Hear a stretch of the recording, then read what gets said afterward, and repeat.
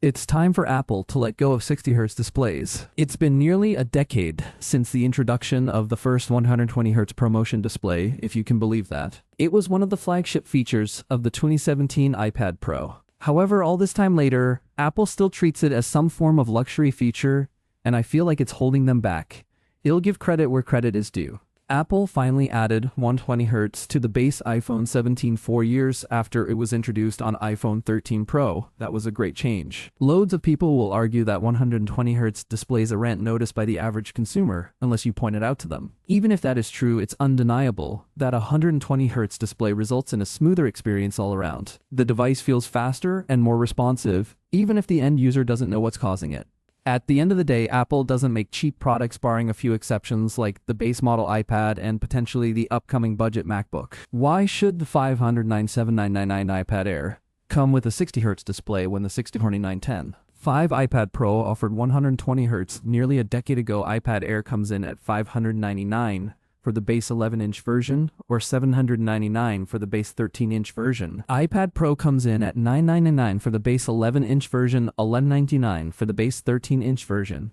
That's a $400 price gap. Realistically, that's a price gap so large that very few people are truly cross-shopping them. If there's an iPad Pro feature you need, like the awesome tandem OLED display or the latest Apple Silicon, then you're probably going to buy an iPad Pro out the gate. For most people though, they know their budget, and even if they appreciate 120Hz, it's unlikely that they'll choose to splurge for the iPad Pro for that reason alone. An extra $400 isn't exactly light. Maybe when there were much smaller price gaps, keeping small features exclusive to the Pro models made sense. For example, in 2022, the 11-inch iPad Pro was $799 versus $599 for the iPad Air. Same is true for the MacBook Air. When the MacBook Air is $999 and the cheapest MacBook Pro is $1599, why should something like 120Hz be exclusive to the Pro model? Most reasonable people aren't going to make a $600 jump just for that one feature, and ultimately it's not like $99 is a budget price point. I do get that there needs to be some level of feature diversity between product tiers.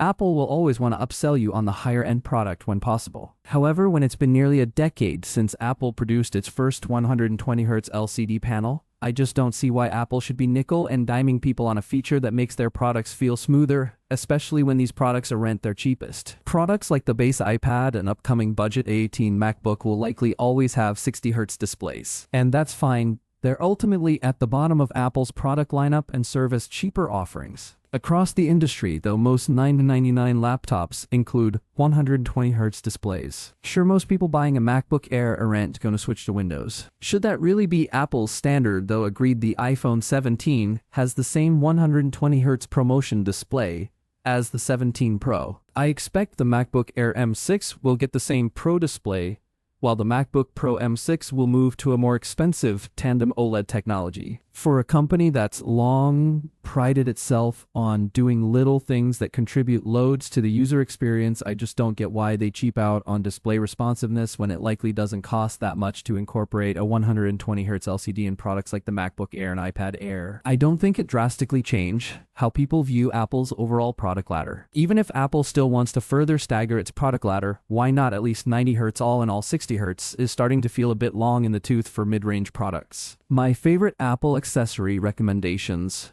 Follow Michael X Twitter, Bluesky, Instagram, FTC. We use income earning auto affiliate links. More. Check out 9to5Mac on YouTube for more Apple news.